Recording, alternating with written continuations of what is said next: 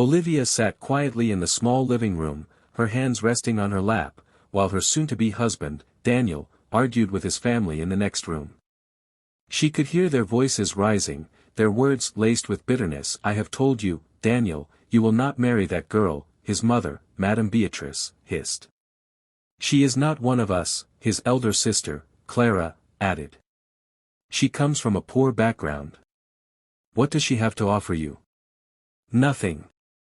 Daniel's father, Chief Benson, sighed deeply. "Son, we have made our decision. You are the heir to my business empire, and you need a woman of status, a woman from a family that can strengthen our position, not some common girl with no pedigree." Daniel's voice was firm. "I love Olivia. She has done nothing wrong except love me back. I will marry her, with or without your blessings." A heavy silence followed, but Olivia knew what it meant. They would never accept her. Despite the opposition, Daniel went ahead with the marriage.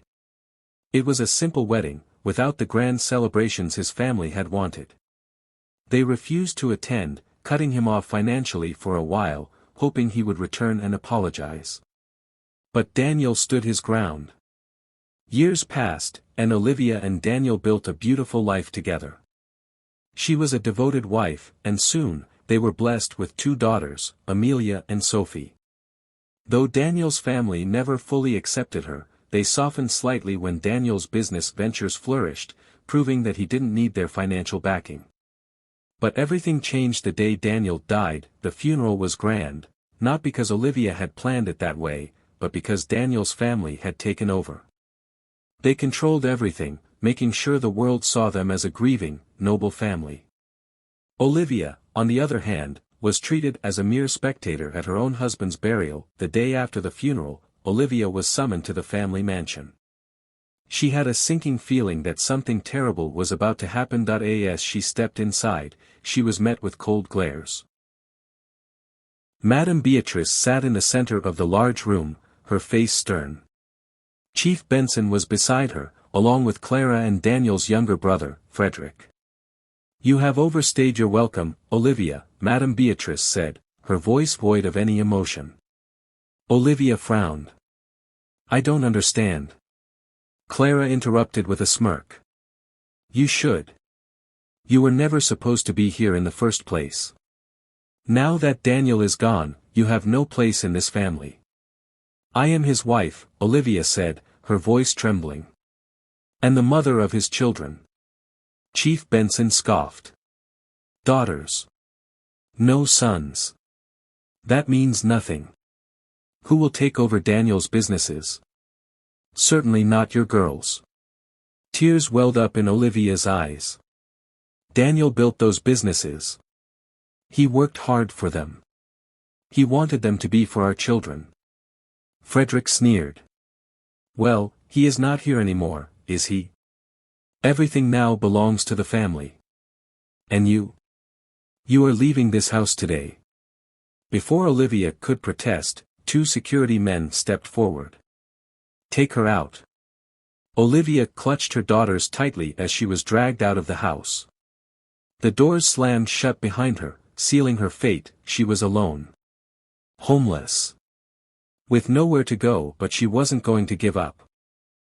The sun had barely set, but for Olivia, darkness had already swallowed her world. She stood at the gate of the Benson mansion, clutching her 2 daughters tightly, her heart pounding in disbelief. "Mama, where are we going?" Amelia, her eldest at 5, looked up at her with teary eyes. I don't know, my love," Olivia whispered, forcing back her own tears. Sophie, barely 3, whimpered and buried her face in Olivia's chest, too young to understand but sensing the terror in her mother's grip. Behind them, the grand doors of the mansion remained shut. Not a single person in Daniel's family had looked back. Not a single one had shown pity. Olivia's mind raced. Where would she go? She had been a full-time mother, supporting Daniel in his business and raising their daughters. She had no personal wealth, no job, no home of her own. Everything had been tied to her husband. And now, all of it was gone. She turned away from the house that had once been her home. The same house where she had built memories with her husband, where she had nursed her daughters through sickness, where she had laughed, loved, and lived. Now, she was nothing more than a stranger to the people inside. As she stepped onto the streets, the cool night air stung her skin. Her daughters shivered, and she tightened her hold on them. She had no money, no food, no place to sleep. She had been thrown out like garbage, as if the years she had spent as Daniel's wife meant nothing. She thought about calling a friend, but who would help her? Most of the people she had once known were Daniel's associates. His family had surely poisoned them against her by now. A sudden honk from a car startled her, and she quickly stepped aside, shielding her daughters. She needed to move. But where, after hours of wandering, she found herself at a rundown guesthouse on the outskirts of the city. The owner, a middle-aged woman with tired eyes, looked her up and down suspiciously. "No money, no room," she said bluntly. Olivia felt a lump in her throat. "Please. I have 2 children. We just need a place to sleep for tonight. I'll find a way to pay you." The woman sighed, glancing at the shivering little girls. For a moment, Olivia thought she would turn them away, just like Daniel's family had. But after a long pause, the woman muttered, "You can stay the night. Just one night. But by morning, you must leave."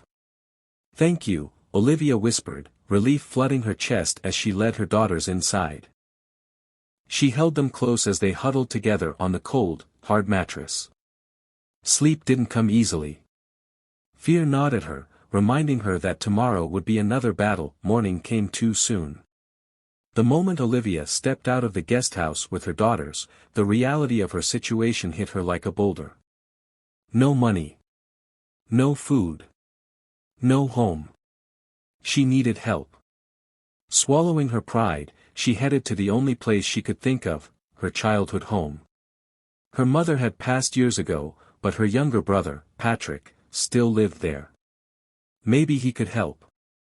When she arrived at the small, aging house, she hesitated. It had been years since she had last seen Patrick. Their relationship had been strained ever since she married Daniel, and she wasn't sure if he would welcome her now. She knocked, the door creaked open, and there he was, Patrick, looking older, tired, and wary. His eyes widened in surprise at the sight of her, then quickly hardened. "Olivia," he said flatly. Tears welled in her eyes. "Patrick, please. I need help. They threw me out. I have nowhere to go." He glanced at her daughters, who clung to her legs, then sighed heavily. "I heard about Daniel's death." His voice lacked sympathy. "But what do you want from me? You left this house years ago.